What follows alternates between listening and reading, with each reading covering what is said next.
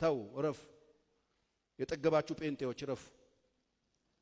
ቡትቷችሁን ቀይሮላችሁ በቃ በጣም የተወጠራችሁ ቆዳችሁ የጠበባችሁ እረፉ።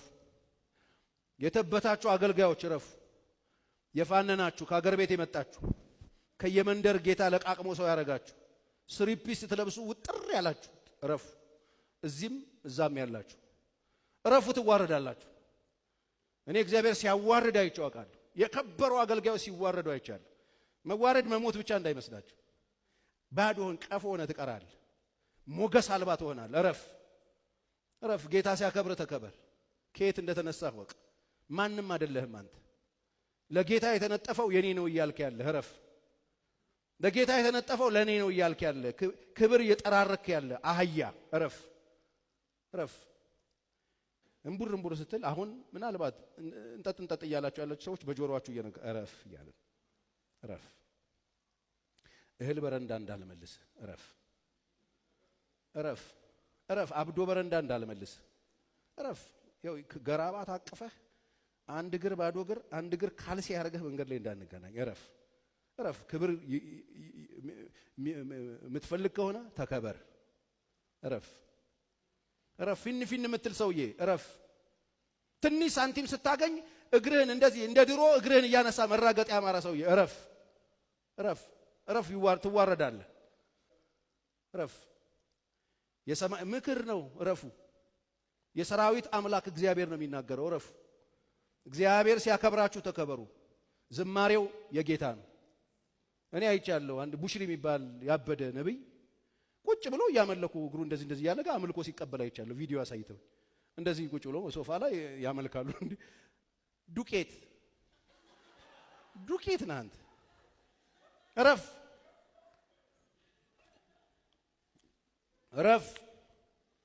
እኛም ሀገር አሉ የጀማመራቸው በሽታው። እረፉ። መሬት አይንካኝ የምትሉ የጉሊት ልጆች ከጉሊት ተነስታችሁ እግዚአብሔር ሰው ያረጋችሁ እረፉ። ከየት እንደተነሳችሁ እግዚአብሔር ያውቃል። እረፉ። እግዚአብሔር እየተናገረ ነው። እረፉ። ተመለሱ። አክብሩት ያከበራችሁ፣ ስሙት ያከበራችሁ፣ ታዘዙት ያከበራችሁ። ሰው ጤፉ አትሁኑ። እረፉ። ቆዳችሁ የጠበባችሁ ልትፈነዱ የደረሳችሁ ምን አርጉን ነው የምትሉት እንዴ? ምንድነው ነው የምትሉት እናንተ?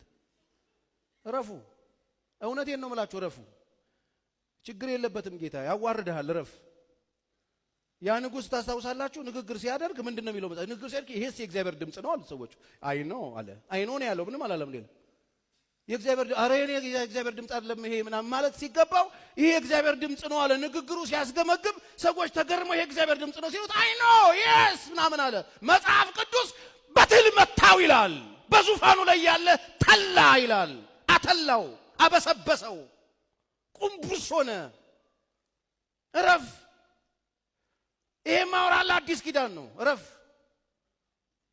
የሰራዊት ጌታ እግዚአብሔር ነው የሚናገር። እረፍ።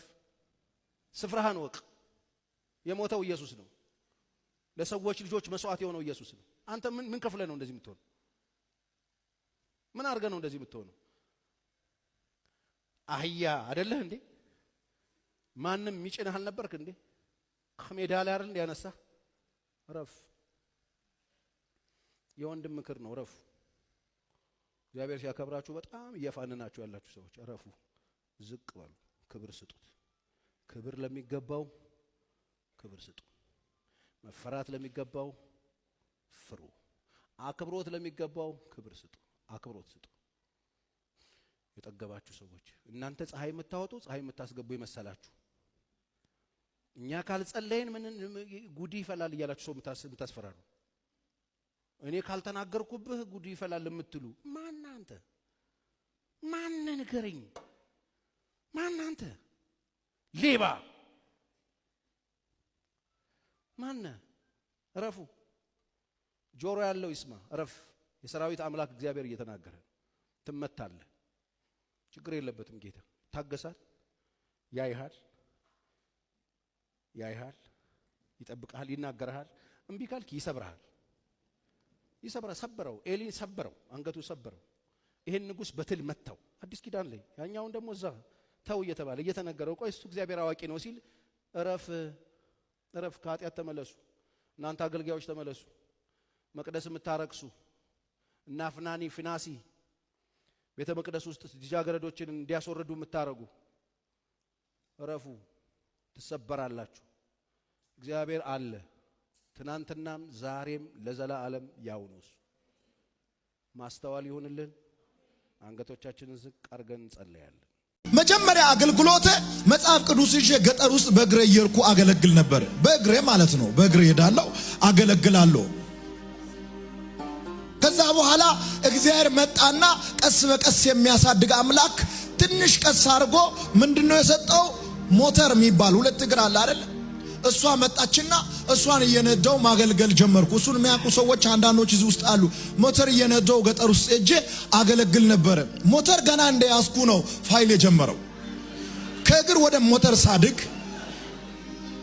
ሞተር እንደ ትልቅ ነገር አካባቢ ላይ እንዴ ኬት መጣ እንዴት አመጣ ማለት ጀመሩ። በነገራችን ሞተር ሳይሆን በእግር ብትሄዱም የሚቀና አለ። ምክንያቱም አንተ ጤናማ ሆነ በከተማ ውስጥ መሄድ የሚያስቀናቸው አሉ። አሁን እንደዚህ ምንድነው ወደ ላይ የሚያደርገው? ዝቅ ብሎ አይሄድም እንዴ የሚሉ አሉ። ሰይጣን ዝቅ ይበል፣ አንተ ቀና በል። ዋናው መንገድ ያንተ ነው። አሜን ነው ወይ? አሜን ነው ወይ? ከዛ በኋላ ሞተር እየነዳው እያገለገልኩ እድገት መጣና ትዝ ይለኛል። የሆነ ጊዜ ላይ አንድ ሰው ደውሎ መኪና ልግዛላ አለ። እግዚአብሔር ይስጥልኝ አልኩና ብትስ መኪና ናት። እቺ ብትስ ታውቃላችሁ፣ አጭሯን ትንሿን ገዝቶ ሰጠኝና እሷን መንዳትና መሄድ ጀመርኩ። በሷ ማገልገል ስጀምር ልክ ከሞተር በብትስ ልክ ፋይል ተከፈተ።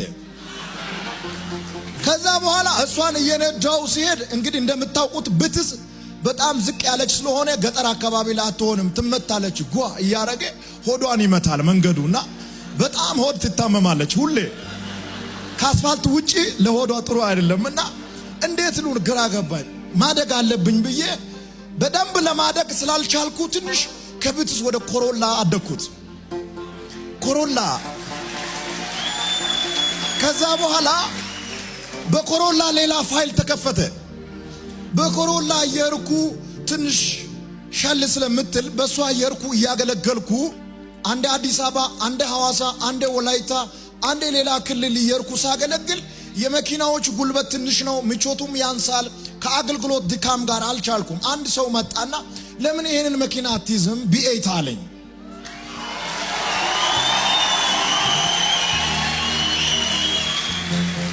ቢኤትኔ አልነዳውም። ግባና እስኪ በዚህ ሄደ ምሳ በልተና አለኝ። ገባው። በጣም እኔ ዝቅ ባለው ሄጄ ስለለመጥኩ እላይ እዚህ ሲያስቀምጥ መሬት አልታያለኝ። የእውነቴ ነው ምላችሁ። ሁሌ እኔ ዝቅ ብዬ ስለሚሄድ ቢኤቱንን እዚህ ጋር ሲያስቀምጥ ፍሬሽ ሹፌር ሆንኩኝ። እንዲህ እያልኩ በገቢና ሳይሆን የማየው አንገቴን አውጥቼ መንገድ እያየ